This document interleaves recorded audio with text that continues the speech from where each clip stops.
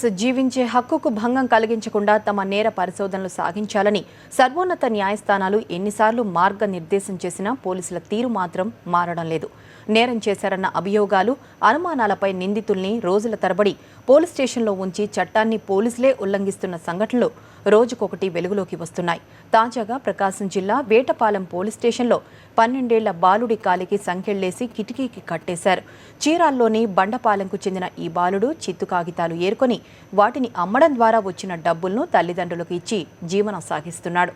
ఈ నేపథ్యంలో ఓ చోరీ కేసులో ఈ బాలుడిపై అనుమానంతో పోలీసులు తీసుకువచ్చారు.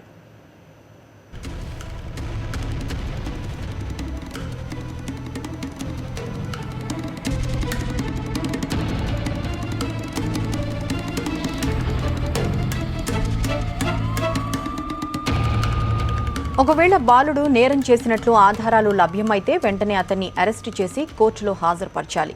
మైనర్ బాలుడు కాబట్టి జువైనల్ హోంకు తరలించే అవకాశం ఉంది.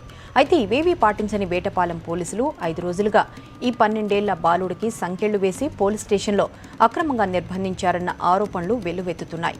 చోరీ జరిగింది చీరాల ప్రాంతంలో అయితే విచారణ నిమిత్తం బాలుడిని వేటపాలెం పోలీస్ స్టేషన్లో ఉంచారా, లేక చోరీ జరిగింది వేటపాలెం పోలీస్ స్టేషన్ పరిధిలోనేనా అన్న సంగతిని పోలీసులు గోప్యంగా ఉంచారు.